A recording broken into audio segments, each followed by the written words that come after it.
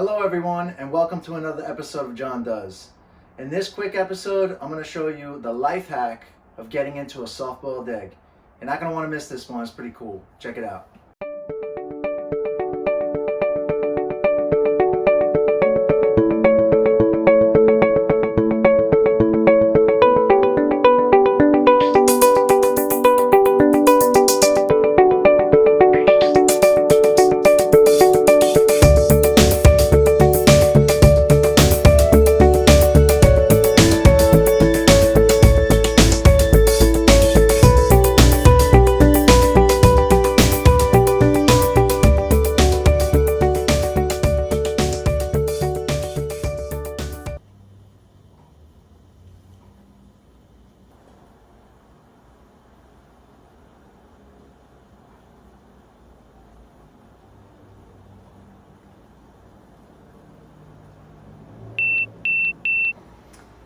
Okay, you've heard that beep. That beep indicates it's done.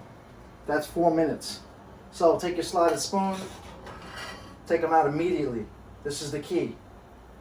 We're going to put them in that little carrier bowl I have, shut off the water here, and we're quickly just going to run cold water onto these eggs so that they stop cooking right now.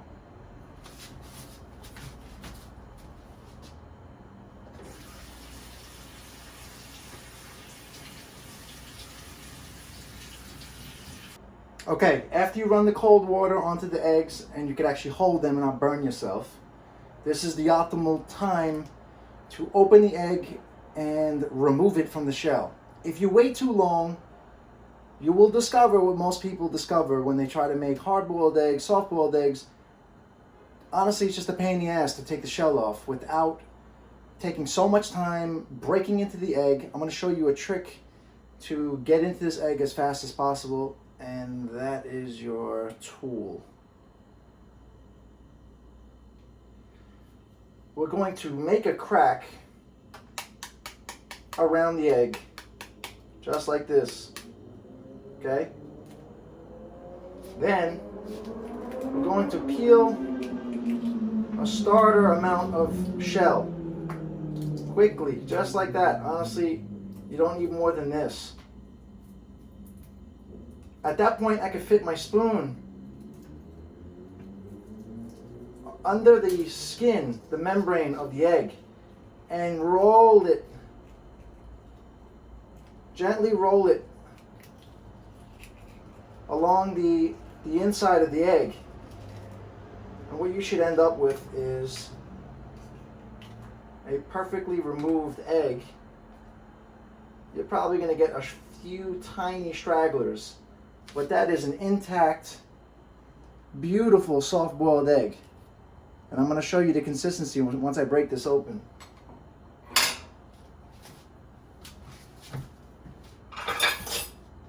This is exactly what I want in my egg. This is how I like the consistency. The yolk remains nutritious because it's not overcooked. So you didn't change the chemical compound of the fats that's happening, the beautiful fats for your brain, for a lot of different benefits. So check this out. Without editing on the camera, I'm going to break this egg open. Look at that. That is the soft boiled consistency you want. So let me catch up with the other one. Again, we're going to break the shell. I like to do it halfway down because then you're removing a decent amount and you're allowing the proper spacing for the spoon to fit. But again, just get started.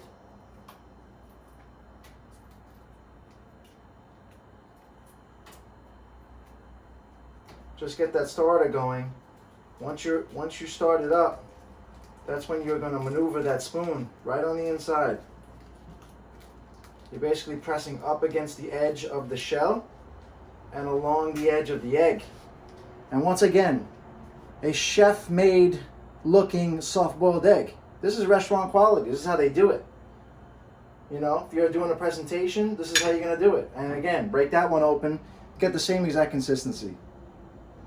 So, to conclude, that's a soft-boiled egg to my liking. Now, you just play with the time to differentiate the texture. You want it more runny, which I wouldn't know why you would, because most people don't eat runny eggs. Go less than 4 minutes. You want it more close to your level of perfection, come over 4 minutes. Anything past 5 minutes, in my opinion, is going to be a hard-boiled egg.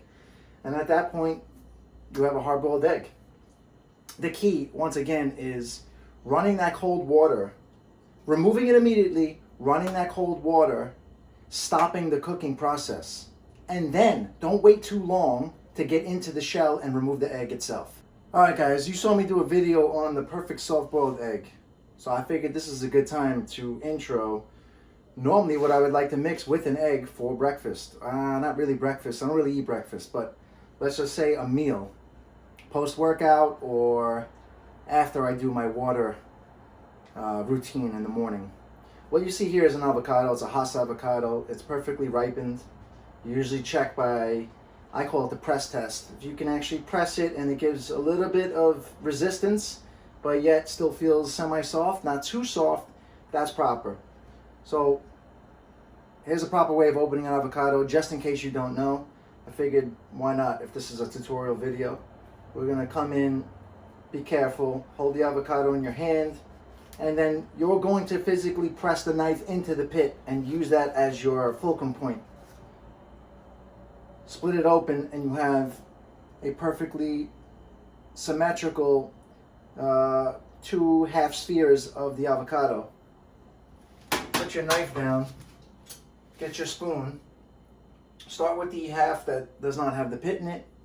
1, 2, 3. Again, you're using that spoon as your tool. You get that avocado on in 1 scraping. 1 scoop. Gone. Put the garbage in your little bowl there. Set this down. Here's the trick. Most people with avocados, they struggle with the pit. The trick is to get that knife.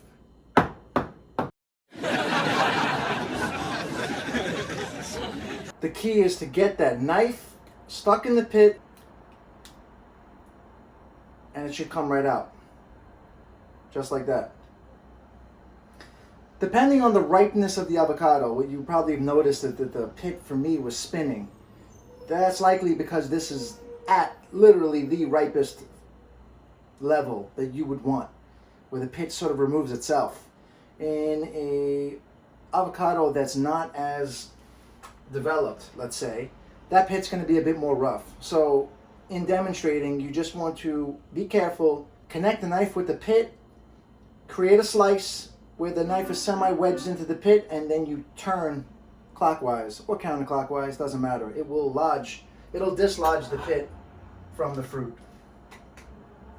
Once again, take your spoon, run it along the edge of the skin. Boom. Perfect avocado. Almost a perfect meal. The way I'm going to finish this meal, which is the way I pretty much top off most meals, regardless of flavor profile, mainly because of the health benefits involved, is I'm going to top this, or actually add to it, fermented vegetables, which I ferment myself, which I will show and teach in another video.